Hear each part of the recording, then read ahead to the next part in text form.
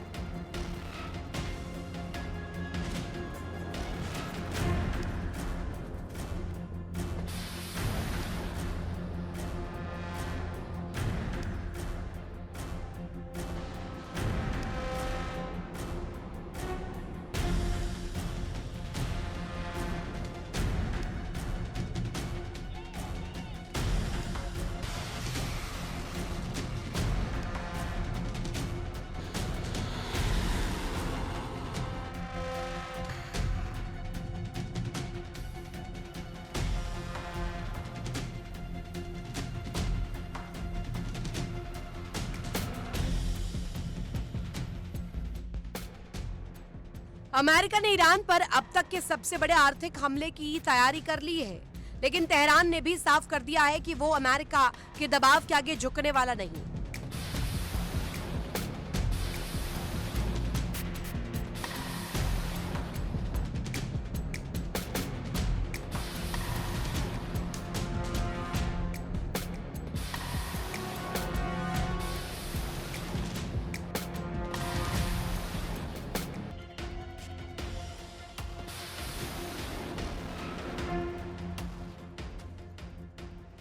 Washington नए और कड़े आर्थिक प्रतिबंधों का ऐलान करने की तैयारी में है और इसी बीच ईरान ने दावा किया है कि उसके पास अमेरिका के इस आर्थिक हमले का मुकाबला करने के लिए पूरी रणनीति तैयार है।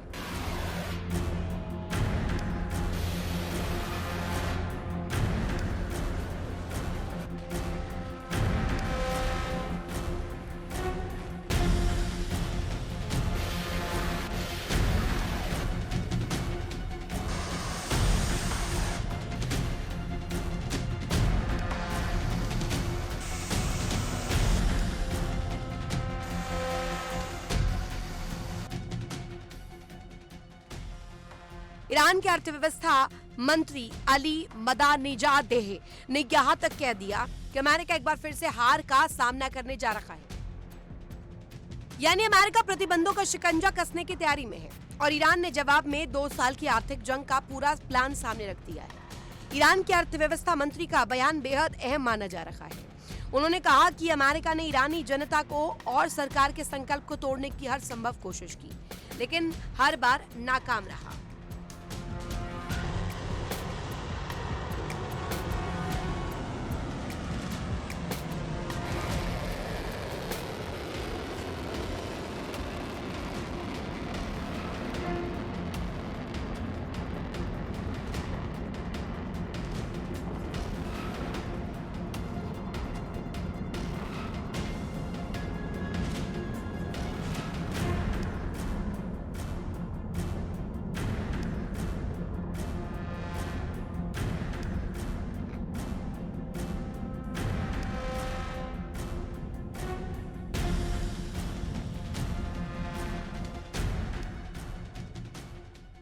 अब अमेरिका फिर से उसी रास्ते पर बढ़ रहा है।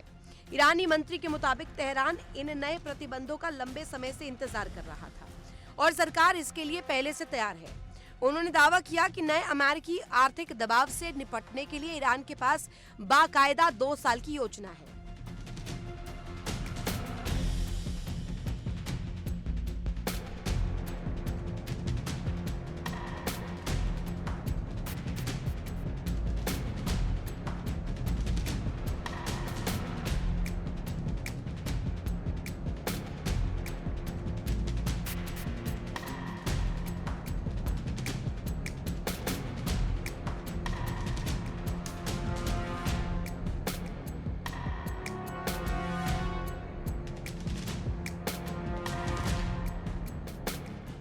यानी ईरान का दावा है कि हमला नहीं कर रहा, बल्कि तेहरान इस आर्थिक लड़ाई के लिए पहले से ही अपनी तैयारी कर चुका है।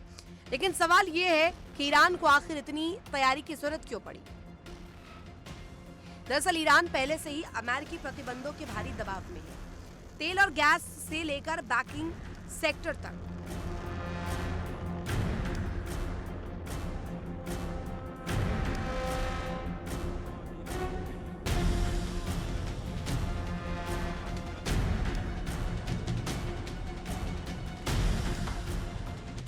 ईरानी अर्थव्यवस्था की कई अहम हिस्से अमेरिकी प्रतिबंधों की मार झेल रहे हैं। प्रतिबंधों का सीधा असर विदेशी कारोबार, बैंकिंग लेन देन और तेल से होने वाली कमाई पर पड़ा है।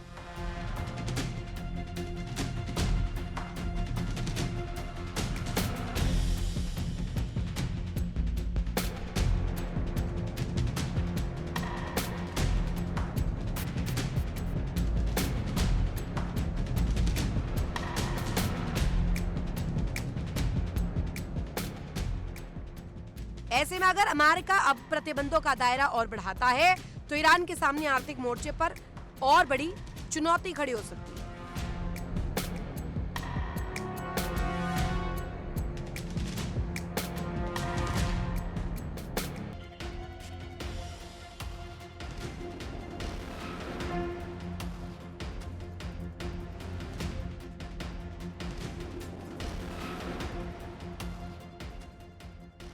लेकिन तेहरान का दावा है कि उसने इसी स्थिति को ध्यान में रखकर अपनी अर्थव्यवस्था को नए हालात के लिए तैयार किया।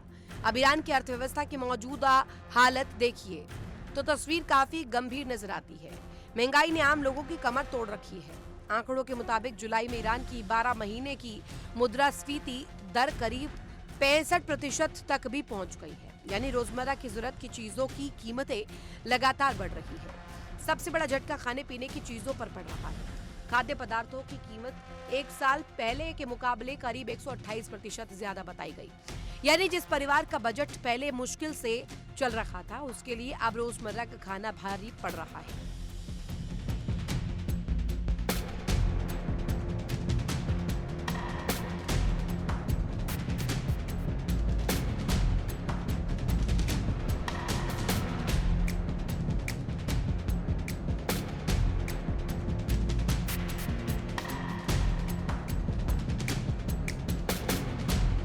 लेकिन ईरान की सरकार इसे अपनी हार के तौर पर देखने को तैयार नहीं है। तेहरान का दावा है कि उसने प्रतिबंधों के दौर में वैकल्पिक रास्ते विकसित किए हैं। तेल की बिक्री से लेकर व्यापारिक साझेदारियों तक ईरान लंबे समय से पश्चिमी प्रतिबंधों के बीच अपनी अर्थव्यवस्था चलाने की कोशिश करता रहा। अब सरकार का कहना है कि आने वाले 2 वर्षों के लिए उसकी रणनीति तैयार है। यानी अगर अमेरिका आर्थिक दबाव बढ़ाता है तो ईरान अपनी अर्थव्यवस्था को बचाने के लिए दूसरे बाजारों, वैकल्पिक भुगतान व्यवस्था और मौजूदा साझेदारों पर ज्यादा निर्भर रहने की कोशिश करेगा। लेकिन अमेरिका की रणनीति भी साफ है। वॉशिंगटन का लक्ष्य ईरान पर आर्थिक दबाव बढ़ाकर उसकी कमाई, व्यापार और वित्तीय नेटवर्क को कमजोर करना है। खासकर उन संस्थाओं और देशों पर दबाव बनाया जा सकता है जो ईरान के साथ कारोबार करते हैं। अमेरिका की कोशिश है कि ईरान की तेल से होने वाली आय पर चोट की जाए, विदेशी मुद्रा का प्रभाव रोका जाए और ऐसी वित्तीय व्यवस्था तैयार की जाए जिसमें ईरान के लिए अंतर्राष्ट्रीय कारोबार करना लगातार मुश्किल होता जाए।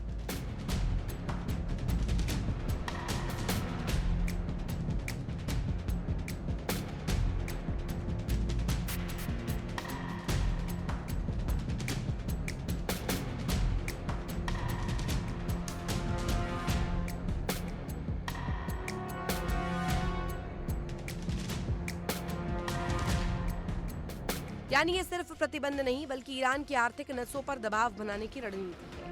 अब सवाल ये कि ईरान की 2 साल की योजना अमेरिका के प्रतिबंधों के सामने कितनी कारगर होगी। क्योंकि एक तरफ तेहरान कह रहा है कि उसके पास प्लान तैयार है, लेकिन दूसरी तरफ महंगाई, मुद्रा संकट और आम लोगों पर बढ़ता आर्थिक बोझ पहले से मौजूद है।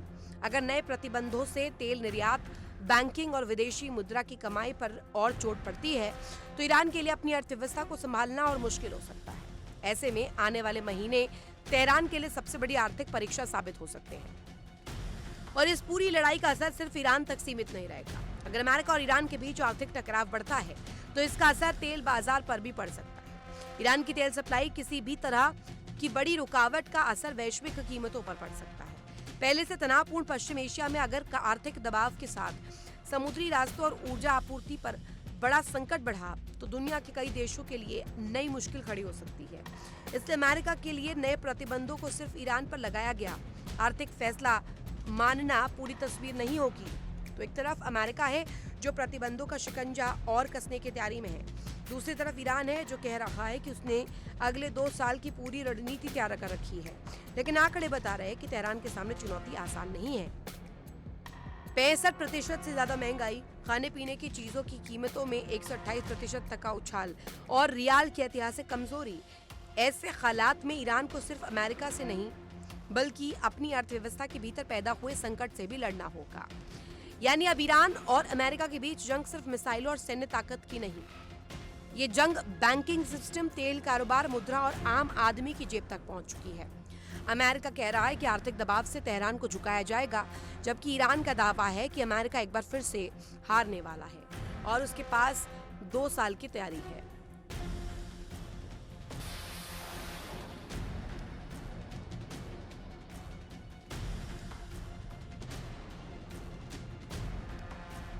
अब आने वाला वक्त बताएगा कि किसकी रणनीति भारी पड़ती है, अमेरिका का आर्थिक शिकंजा या ईरान का 2 साल का प्रतिरोध plan. Bureau report, India daily 24/7।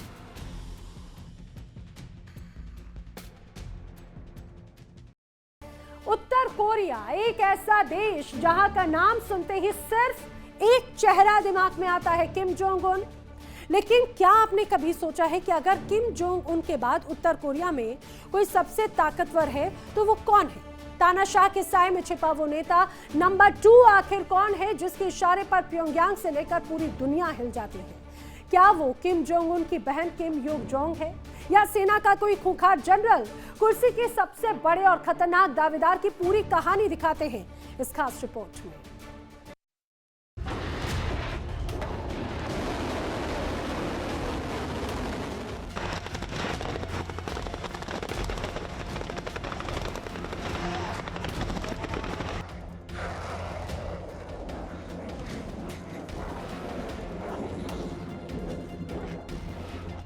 उत्तर कोरिया का नाम आते ही सबसे पहले एक ही चेहरा नजर आता है, किम जोंग उन। मिसाइल, परमाणु हथियार, अमेरिका को चुनौती और दुनिया को चौंकाने वाले फैसले। उत्तर कोरिया की हर बड़ी कहानी किम के इर्द गिर्द घूमती है। लेकिन सवाल ये है कि अगर किम जोंग उन के बाद सत्ता में सबसे ज्यादा दबदबा किसी, तो वो कौन है? कौन है वो शख्स जो किम परिवार का हिस्सा भी नहीं है लेकिन उत्तर कोरिया की सत्ता के सबसे ऊंचे गलियारों तक पहुंच चुका है? इस चेहरे का नाम है जो योंग वोन। जो योंग वोन को किम जोंग उन के सबसे भरोसेमंद और प्रभावशाली सहयोगियों में गिना जाता है।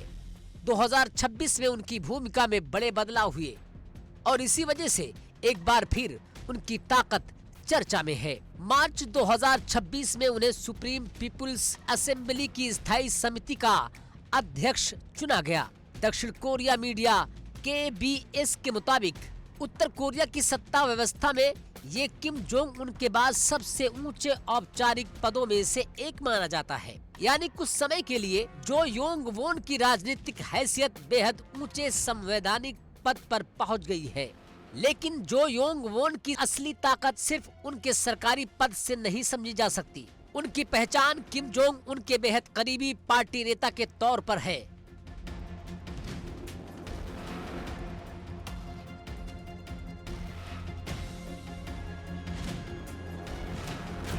किम के सत्ता संभालने के बाद उनका राजनीतिक कद लगातार बढ़ता गया।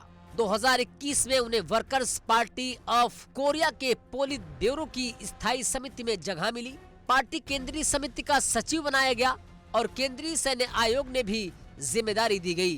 पार्टी, सरकार और सैन्य ढांचे से जुड़े इतने अहम पद एक साथ मिलना बताता है कि किम जोंग उनको उन पर कितना भरोसा है।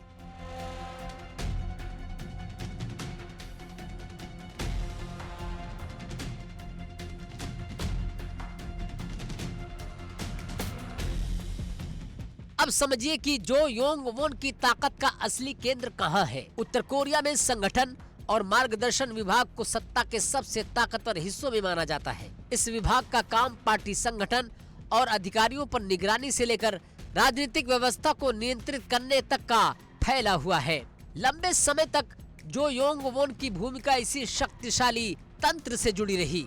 यही वजह है कि भले ही किसी समय उनके पास कोई औपचारिक सरकारी पद हो या ना हो, पार्टी के भीतर उनकी पकड़ उन्हें बेहद प्रभावशाली बनाती है। और 2026 में उनकी कहानी ने एक और बड़ा मोड़ लिया। मार्च में उन्हें सुप्रीम पीपुल्स असेंबली की स्थायी समिति का अध्यक्ष बनाया गया, लेकिन जून में किम जोंग उन ने खुद प्रस्ताव रखा कि उन्हें इस पद से वापस बुलाया जाए। इसके बाद जो योंग वोन को पार्टी केंद्रीय समिति का सचिव संगठन मामलों के लिए चुन लिया गया। देखिए इंडिया डेली 24/7 अब आपके स्मार्ट टीवी पर। इंडिया डेली मौजूद है सभी डिजिटल प्लेटफॉर्म पर लाइव और लगातार। इंडिया डेली 24/7 हर दिन राष्ट्र को समर्पित।